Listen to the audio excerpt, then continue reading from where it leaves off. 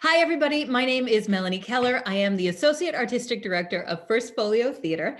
And today I have the great joy of talking to my dear friend, Joe Zettelmaier, who is a very prolific playwright and theater maker extraordinaire. So hi, Joe. It's good to see you. What's up? Joe, I want to ask first and foremost how you got involved with First Folio, and also what shows have you worked on, but really what shows of yours have we worked on? Yeah, so I think, what are we at? 4 or 5, right? So Salvage, Gravedigger, Dr. Seward's Dracula, all Childish Things. And then, when it happens, Jigsaw Bride will be number 5, which is dope. Oh, number 6, Man Beast. How did I forget the Man Beast? So how did I get involved? First Folio actually reached out to me. I had been profiled in American Theater Magazine in 2012. Name on the cover, 4-page spread, the whole 9 yards. And they reached out to me and said, do you have any 2-person shows? And I said, yeah, I've got a lot of 2-person shows. What kind are you looking for? And they said, literally just a 2-person show. I was like, great. They read Salvage and really liked it. And I think they specifically had you in mind for it. And yeah, that was that. They actually made me an associate artist after the opening night. Oh, it was after the opening night. Oh, I didn't know. Yeah. I remember when Allison told me about your play and she was so excited. And I said, well, give it to me. Let me read it immediately. And boy, do I love that play. And I have had the privilege of working on it 2 times. And I would do that show a dozen more times and still find something new in it. So, then let's segue to how you got into theater in general. What's your background with theater? Like a lot of people, I went to college for it. Went to a little art school in Georgia, got my BFA, and right out of college, I got an apprenticeship at a theater here in Michigan. And that was where I kind of discovered my love of playwriting. And at the same time, this theater was working on a brand new piece by Lanford Wilson. And it was super cool because Lanford came down to workshop the play. And the best part of it was Lanford didn't know how to drive. He never learned. And so they had this 22-year-old kid who, was interested in playwriting. And they said, do you want to be his chauffeur for the next 6 weeks? And I was like, yep, I do. So yeah, for 6 weeks, it was like having a master's class in my car every time I drove him anywhere. Lanford and I are wildly different types of writers. But so many of the lessons that he taught me, I still teach the lessons he taught me. Because so much of it was universal and so much of it, it just utterly transformed the way I write. Wow. So you are a playwright. You are an on and off again actor, because sometimes people, say, hey, we need you to be an actor for us now. You are the artistic director of a theater company. You are also a college professor and have taught acting and I'm assuming playwriting and a whole bunch of other things besides. So you wear all sorts of hats, which I just love that about my friends and colleagues who, have so many different skills in this area.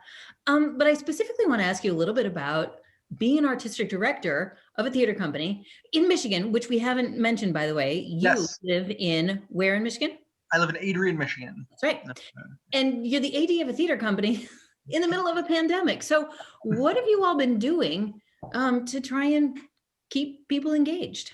What we have done, I came up with this idea and shared it with my executive director in July, and we just started diving on into it. We've been doing a monthly play reading series. We call it the Penny Arcade. My theater is called the Penny Seats Theater, so Penny Arcade. Perfect.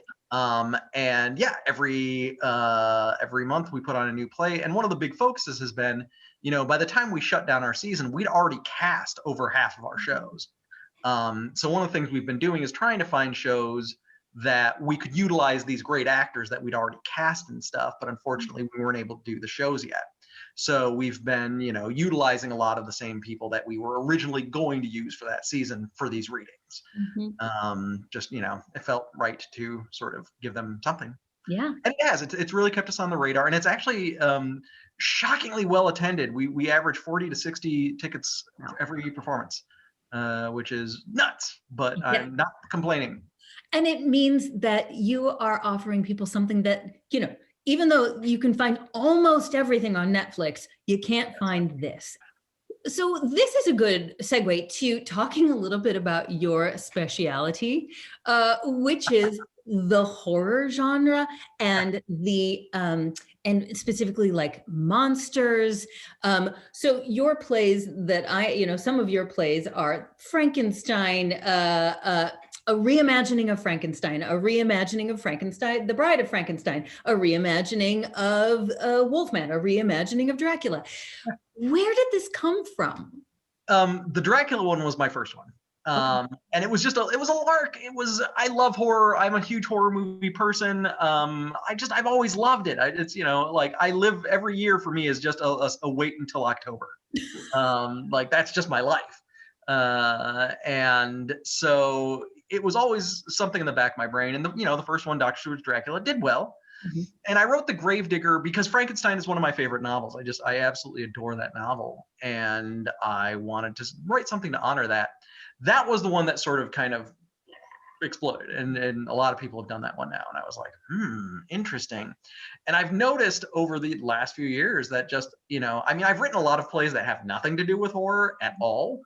I've definitely noticed that my horror plays and like my weirder genre type plays are the ones people tend to pick up the most. But there's something about horror stories, and I usually call them gothic dramas, right? A lot of my plays aren't even that horrific. They're just, they're utilizing monsters. But, I find that they're, pun intended, universal monsters, right? There's so much about these stories that we can still use to examine our lives now, and so much about these characters and the idea of being an outcast, the idea of being persecuted, the idea of the Jigsaw Bride was very much a play about a character in the 1800s divorced from any of the sexual roles that are placed upon women at that time. This character who's completely divorced from all of that, and what it's like to go, well, why? But why? Why can't I do these things? Mm-hmm. For what reason? What possible reason is there? I'm intelligent. I'm capable. Why can't I do these things? Mm-hmm. And that was sort of the root of that play. Spoiler alert. And speaking of scary things, Joe, one of the most interesting things you've done recently is bought a mansion. Yeah. So tell us a little bit about this mansion in Adrian, Michigan. Tell us how old it is. And Joe, which is so on brand for you, did you buy a haunted mansion? The answer to all of that is yes. The mansion, it's a 5,000 square foot mansion that we found in Adrian. Yeah, my girlfriend and I bought it together. Okay. I'd love to be able to say that I could afford a mansion myself if the playwriting's going that well. Nope. That being said, we still got it for a steal. It was built in, I want to say 1853. Wow. So it's an old gal. We love it. It's big. It's all brick. It's humongous. It makes being quarantined or sheltering in a lot easier when you've got some room to spread out. And luckily my girlfriend is also a huge horror person. She directed the film version of The Gravedigger, which keep your eyes out because there's some very exciting stuff coming there.